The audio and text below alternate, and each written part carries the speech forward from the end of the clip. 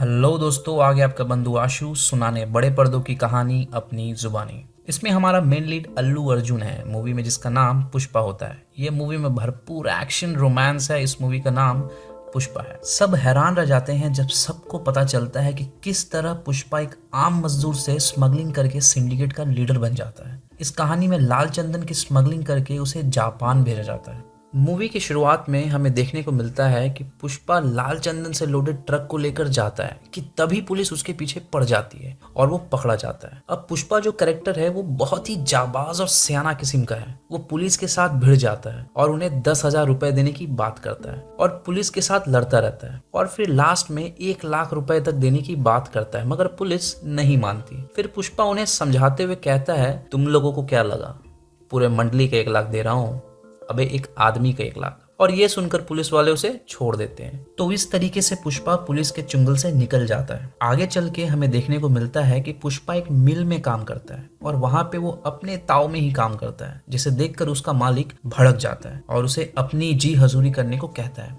मगर पुष्पा को यह मंजूर नहीं था, तो वो काम छोड़ देता है और उसे देखकर एक और आदमी काम छोड़ देता है और पुष्पा के पीछे पीछे चला जाता है, क्योंकि वो अब पुष्पा को ज्वाइन करना चाहता है। अब यहाँ पे जो ये दूसरा कैरेक्टर है ये बहुत ही फनी है और आगे चल के पुष्पा का अच्छा दोस्त बन जाता है। इसका नाम केशव होता है और वो कटलेट के नाम से भी जाना जाता है। अब पुष्पा की माँ को जब ये पता चलता है कि उसने अपने नए काम को भी छोड़ दिया है तो वो दुखी हो जाती है। अब पुष्पा एक बाजार में चला जाता है जहां हम देखते हैं 2 गाड़ी रहती है, जिसमें एक गाड़ी में मजदूर जो उठते हैं उन्हें 100 रुपए मिलता है काम करने का, पर उसमें जान का रिस्क नहीं होता। मगर दूसरी तरफ जो गाड़ी रहती है उसमें जो लोग उठते हैं उसमें 1,000 रुपए मिलते हैं, मगर उसमें जान का जोखिम होता है। और यहाँ पर हमारा मूवी का मेन कैरेक्टर पुष्पा 1,000 रुपए वाले काम को चुनता है। जैसा कि हमको पता है पुष्पा भाव हारेगा नहीं। ये देख कटलेट भी उसके पीछे पीछे चला जाता है। अब इन्हें जंगल में लेके जाया जाता है। सब पेड़ काटना शुरू कर देते हैं कि तभी पुलिस को कहीं से खबर मिल जाती है और वो आने लगते हैं। ये सुनकर सब मजदूर भागने लगते हैं कि तभी पुष्पा सबको रुकने को कहता है और बताता है कि उसके पास एक बहुत अच्छा आइडिया है और उस आइडिया के मुताबिक किसी को कुछ नहीं होगा और सबके मजदूरी के पैसे भी मिल जाएंगे। अब यहाँ पे एक और कैरेक्टर को हम देखते हैं जिसका नाम गोविंद होता है। वो पुलिस डीएसपी होता है। अब पुलिस जंगल में पूछताछ करती है मजदूरों से कि वो यहाँ क्या कर रहे हैं, तो मजदूर कहते हैं कि वो बकरी चराने के लिए आए हैं। कि तभी डीएसपी की नजर पुष्पा पे पड़ती है, क्योंकि पुष्पा कुल्हाड़ी को धार कर रहा था। ये देख डीएसपी को शक हो जाता है और पूछता है कि बकरी चराने के लिए कुल्हाड़ी का क्या काम। ये सुनकर पुष्पा कहता है, ये तो तभी काम में आएगी साहेब जब बकरी का शिकार करने कोई शेर आएगा। ये सुनकर डीएसपी गुस्सा हो जाता है, पर कुछ कर नहीं पाता क्योंकि पुष्पा ने बहुत ही चालाकी से सारे लकड़ियों को छुपा दिया था। और डीएसपी अपने ऑफिसर्स के साथ चला जाता है। ये देखकर उसके साथी उस पर और भी बहुत ज्यादा भरोसा करने लगते। अब कटे लकड़ियों को लेने के लिए उसके मालिक के लोग आते हैं कि तभी पुलिस पूरी बैकअप के साथ आ जाती है। फिर पुष्पा पत्थर चलाकर मारता है और ये देख सभी मजदूर पत्थर फेंक कर मारने लग जाते हैं। पुलिस फायर करती है। ये सुनकर सब भागने लगते हैं कि तभी पुष्पा लाल चंदन की लकड़ियों से लोडेड ट्रक को लेके भाग जाता है और पुलिस उसके पीछे पड़ जाती है। थोड़ी देर बाद हमें देखने को मिलता है कि पुष्पा ने कहीं पे ट्रक को छुपा दिया और खुद पुलिस के गाड़ी के सामने आ जाता है। पुलिस उसे थाने ले जाकर बहुत मारती है, मगर पुष्पा ने ना तो ट्रक का पता बताया और ना ही अपने मालिक के बारे में। तभी एक सीनियर ऑफिसर वहां आता है और पुष्पा से पूछताछ करता है।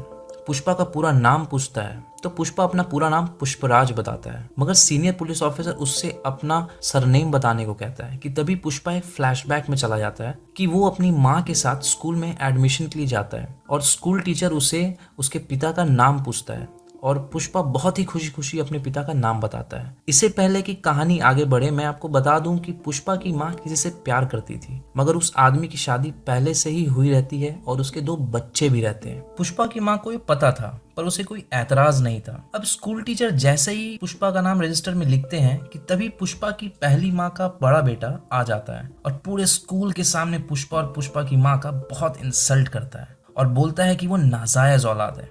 ये सुनकर पुष्पा और उसकी माँ रोने लगते हैं और ये हादसे के बाद पुष्पा का स्वभाव बिल्कुल बदल जाता है। फिर हम देखते हैं कि पुष्पा से मिलने उसके मालिक आते हैं। दरअसल ये 3 भाई होते हैं। सबसे छोटा भाई जिसका नाम जॉली रेड्डी होता है, ये लड़की और दारू के बिना नहीं रह सकता। बीच वाले भाई का नाम होता है जग्गा रेड्डी। तीनों भाइयों में से सबसे ज्यादा दिमाग इसी के पास होता है, पूरा धंधा इसी के कंधे पे है। और तीसरा भाई गोंडा रेड्डी सबसे खतरनाक, क्योंकि इसने अपनी एक हाथ लोकल गैंग से लड़ते वक्त बॉम्ब ब्लास्ट में गवा दिया था। तब से इसने एक हाथ से ही धंधे को संभाला है। जॉली और जग्गा दोनों उससे पूछते हैं लाल चंदन से लदा ट्रक कहाँ है। पुष्पा कहता है मुझे जाके दिखाना होगा, तुम लोग ऐसे नहीं समझ पाओगे। ये सुनकर जॉली भड़क जाता है और पुष्पा को धमकी देता है, मगर पुष्पा अपने स्टाइल में बोलता है मैं मर गया तो माल किधर है, किससे पूछेगा, गोंडा रेड्डी से। पुष्पा उन्हें ले जाता है जहां उसने ट्रक को छुपाया था और उसे 5 लाख रुपए मिलते हैं इसके। मगर जॉली उसे ऑटो से आने के लिए बोलता है और 20 रुपए फेंक के दे देता है। ये पुष्पा को इज्जत पर लग जाती है। उसका दोस्त उसे ऑटो से चलने के लिए कहता है, पर पुष्पा बोलता है ए इज्जत का सवाल है, झुकूंगा नहीं। और वहीं वो एक नई गाड़ी लेके अपने घर आ जाता है। अब गोंडा रेड्डी ने पुष्पा को बुलाया था तो वो वहां चला जाता है और देखता है कि गोंडा रेड्डी अपने लोगों को मारता है क्योंकि उसका माल डीएसपी गोविंद ने पकड़ लिया था। ये देख पुष्पा बोलता है कि वो ये काम कर सकता है। तब गोंडा रेड्डी उसकी पूरी आइडिया को सुनता है। अब डीएसपी गोविंद के चेक पॉइंट से पुष्पा माल लेके जाना स्टार्ट कर देता है क्योंकि पुष्पा बहुत ही अलग तरीके से स्मगलिंग करता है जो डीएसपी गोविंद पकड़ नहीं पाता। और ये देखकर गोंडा रेड्डी पुष्पा को पूरा काम संभालने के लिए दे देता है। अब गोंडा रेड्डी पुष्पा को हर 1 करोड़ का 5 लाख देने का वादा करता है, पर पुष्पा को नौकरी नहीं करना था तो पुष्पा उनको 1 करोड़ का 4 टका देने को कहता है। ये सुनकर गोंडा रेड्डी हंसने लगता है। उसे लगता है पुष्पा बेवकूफ है, पर पुष्पा उसके पास नौकरी नहीं बल्कि 4 टके का पार्टनर बनना चाहता था। तो गोंडा रेड्डी रेडी हो जाता है हर 1 करोड़ पे 4 टका देने के लिए। जैसा कि मैंने कहा पुष्पा बहुत ही शातिर है और इज्जत उसे बहुत प्यारा है। अब पुष्पा का काम मस्त चलता है। काम के दौरान उसे एक लड़की दिखती है और वो उसे बहुत अच्छी लगती है। इस लड़की का नाम श्रीवल्ली होता है। अब पुष्पा ज्यादा से ज्यादा टाइम श्रीवल्ली के आगे पीछे बिताता है, पर श्रीवल्ली उसे भाव नहीं देती। अब पुष्पा के मन में एक चाहत है कि श्रीवल्ली उसे एक बार देखे और देखकर मुस्कुराए। पुष्पा की आइडिया की वजह से स्मगलिंग बहुत स्मूथली चल रहा था, पर अचानक से डीएसपी गोविंद को शक हो जाता है और वो इनके स्मगलिंग के नए तरीकों को पकड़ लेता है और ट्रक के ड्राइवर्स को मारता है और उन्हें पुलिस का इन्फॉर्मर बनने को कहता है और उन्हें 50 लाख रुपए का लालच देता है और वो ड्राइवर्स मान जाते हैं। यहाँ पर आता है हमारा अगला कैरेक्टर जिसका नाम है मंगल सीनू। वो बहुत ही खतरनाक इंसान है और उसकी ऊपर ऊपर तक सेटिंग है, जिसकी वजह से वो स्मगलिंग सिंडिकेट का लीडर था और सब स्मगलिंग किए गए लाल चंदन इसके थ्रू ही बाहर जाया करते थे। फिर हमें देखने को मिलता है मंगल सीनू का उसका पार्टनर के साथ झगड़ा हो जाता है और वो अपना पूरा माल गोंडा रेड्डी के गोडाउन में लाकर रख देता है। पुलिस अब पता करना चाहती है कि गोंडा रेड्डी ने अपना पूरा माल कहाँ छुपाया है। फिर हम देखते हैं कि केशव श्रीवल्ली और अपने पुष्पा भाव की सेटिंग कराने की कोशिश करता है, मगर श्रीवल्ली उतना इंटरेस्टेड नहीं होती। पुष्पा गोंडा रेड्डी के गोडाउन पर जब आता है तो देखता है कि सब माल वहीं पे पड़े हैं। ये देख पुष्पा गुस्सा हो जाता है क्योंकि पुलिस उसके इस गोडाउन के पीछे पागल की तरह पड़ी होती है। तभी गोंडा रेड्डी का पुष्पा के पास कॉल आता है और वो कहता है कि पुलिस को इस गोडाउन के बारे में पता चल गया है। तब पुष्पा बोलता है पूरा माल यहीं पड़ा है क्योंकि जॉली रात में यहाँ पे लड़की लाकर मस्ती कर रहा था और रात में माल को लोड करने से रोक दिया। ये सुनकर गोंडा रेड्डी घबरा जाता है और बोलता है कि इसमें सीनू का भी माल है और अगर ये माल पकड़ा गया तो करोड़ों का नुकसान हो जाएगा। तब पुष्पा गोंडा को कहता है कि वो संभाल लेगा। तब पुष्पा अपने मजदूरों को बोलता है कि सारा माल नदी में फेंक दो। अब आप सोच रहे होंगे कि ऐसा करने से सीनू और गोंडा उसे नहीं छोड़ेंगे, ऐसे भी वो उसे जान से मारने वाले हैं क्योंकि उसने 500 करोड़ का माल नदी में फेंक दिया। ठीक ऐसा ही जॉली ने भी सोचा था, मगर उससे पहले पुष्पा ने केशव को बहुत सारे पैसे देके डैम के गेट को बंद करवाने के लिए कहा ताकि कोई नुकसान ना हो। अब जब तक कि पुलिस आई तब तक गोडाउन खाली हो चुका था और जैसा कि हमेशा होता है पुष्पा को पुलिस नहीं पकड़ पाती है और डीएसपी गोविंद गुस्से से पागल हो जाता है, बल्कि वो सब कुछ करके भी पुष्पा को नहीं पकड़ पाता है। अब गोंडा रेड्डी, सिंटू, एमएलए सबके नजर में पुष्पा आ गया था और सब उसको मानने लगे थे। अब करोड़ों का माल जो पुष्पा ने बचवाया था तो अब बहुत बड़ा पार्टी होता है। वहाँ मुरुगन के आदमी अपने में बात करते हैं कि मुरुगन हर एक टन के लिए 2 करोड़ देता है सीनू को, मगर सीनू अपने सिंडिकेट के लोगों को बेवकूफ बनाकर सिर्फ 25 लाख ही देता है और ये बात पुष्पा सुन लेता है और गोंडा को बता देता है। तो गोंडा पुष्पा को बोलता है कि अच्छा होगा कि तुम ये बात जाकर सीनू को बोलो और अगर वो मान गया तो जितना मिलेगा उसमें गोंडा और पुष्पा आधा आधा कर लेंगे। शिवल्ली के पिता भी गोंडा रेड्डी के पास काम करते हैं। तब केशव शिवल्ली के पिता को बोलता है कि पुष्पा भाव कितना बड़ा आदमी हो गया है, अगर वो शिवल्ली की शादी पुष्पा से करवा देंगे तो शिवल्ली सारी जीवन खुश रहेगी। तब शिवल्ली के पिता इस शादी के लिए मान जाते हैं। सब अच्छे से होता है कि तभी पुष्पा की पहली माँ का बेटा आ जाता है और बहुत बेइज्जती करता है पुष्पा और उसकी माँ की। ये देख पुष्पा गुस्सा हो जाता है और उसे मारने के लिए उठ जाता है। इसी मारपीट में पुष्पा की की माँ को धक्का लग जाता है और उसका माथा फट जाता है। अब पुष्पा अपनी माँ को गोद में लेके हॉस्पिटल जाता है कि तब उसे अपने बचपन का एक फ्लैशबैक आता है कि जब उसके पिताजी की मौत हो जाती है, पुष्पा और उनके माँ को उनके मरे पिता का चेहरा भी देखने को नहीं देते और उन्हें उनके घर से भी निकाल देते हैं। ये सब याद करके पुष्पा बहुत गुस्सा हो जाता है। फिर हमें पता चलता है कि पुलिस ने जिसको अपना इन्फॉर्मर बनाया था उसमें से एक श्रीवल्ली के पिता भी थे, तो उसे जॉली बहुत मारता है कि तभी उसे पता चलता है कि उस बूढ़े की एक सुंदर बेटी है। तो जॉली उस लड़की को बुलाता है और उसे महंगे कपड़े, नहाने का साबुन, परफ्यूम देता है कि वो अच्छे से तैयार होकर जॉली के साथ एक रात सोने के लिए आए और अपने बाप की जान बचा ले जाए। ये बात शिवल्ली आके पुष्पा को कहती है और बोलती है कि शिवल्ली उससे बहुत प्यार करती है, मगर पुष्पा कभी समझ ही नहीं पाया कि वो उससे कितना प्यार करती है। इसके बाद हम देखते हैं कि पुष्पा जॉली की जमकर पिटाई करता है और फिर जॉली उससे कहता है कि अब ये लड़ाई पुष्पा और उसके बीच की है और इसके बारे में वो अपने बड़े भाई गोंडा को भी नहीं बताएगा। और फिर पुष्पा जॉली को कहता है कि ये की ना मर्दों वाली बात। पुष्पा सीनू के घर चला जाता है, मगर वहां पर सिंडिकेट का एक आदमी 25 लाख का 50 लाख करवाने आया था, मगर सीनू की साले ने उसे जान से मार डाला। पुष्पा ये देख लेता है। अब सीनू पुष्पा को बोलता है कि तुम लोगों को सिर्फ 2 चेक पॉइंट पार कराने पड़ते हैं, पर मुझे चेन्नई ले जाने के लिए 15 चेक पॉइंट पार कराने पड़ते हैं। ये सुनकर पुष्पा बोलता है, एकदम ठीक बोले भाऊ,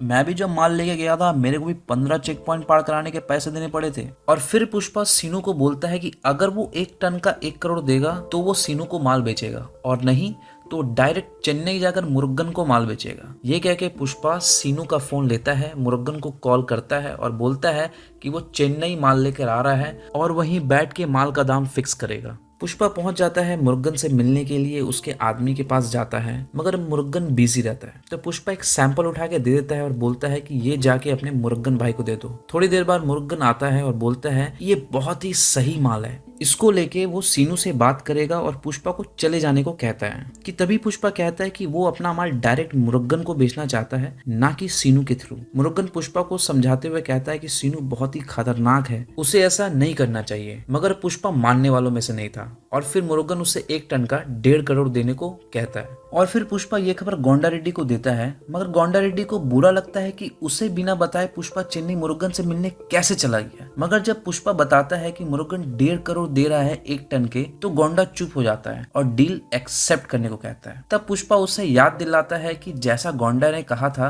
कि वो 1.5 करोड़ का आधा आधा करेगा, मतलब 1.5 करोड़ में से आधा गोंडा रेड्डी रखेगा और आधा पुष्पा का। ये सुनकर गोंडा जल जाता है। फिर गोंडा को पता चल जाता है कि उसके भाई जॉली को पुष्पा नहीं मारा था, पर ये जानते हुए भी गोंडा पुष्पा को नहीं मारता, क्योंकि उसे पहले हवाले के पैसे निकालने थे जो सिर्फ पुष्पा को ही मालूम था। दूसरे दिन सुबह को गोंडा रेड्डी और पुष्पा तिरुपति जाते हैं हवाला का पैसा लेने के लिए, और फिर पैसा लेने के बाद गोंडा रेड्डी चकमे से जंगल के तरफ पुष्पा को ले जाता है और अचानक से हमला कर देता है। गोंडा रेड्डी के लोग उसे पकड़कर बहुत मारते हैं। अब गोंडा उसे गोली ही मारने वाला होता है कि तभी चौंका देने वाली सीन होती है। गोंडा रेड्डी को गोली लग जाती है और ये गोली सीनू के साले ने मारा था, क्योंकि सीनू ने अपना गैंग भेजा था गोंडा रेड्डी के गैंग और पुष्पा को मारने के लिए। मगर पुष्पा बच निकलता है और जग्गा रेड्डी को भी बचा लेता है, मगर पुष्पा सीनू के साले और उनके साथियों को मार देता है जो उन्हें मारने आए थे। अब गोंडा रेड्डी के घर मातम मनाया जा रहा था कि तभी सीनू अपने आदमियों के साथ आ जाता है और यहाँ पर फिर झगड़ा होने का सीन ही होता है कि एमएलए सबको शांत रहने को बोलता है और सीनू से पूछताछ करता है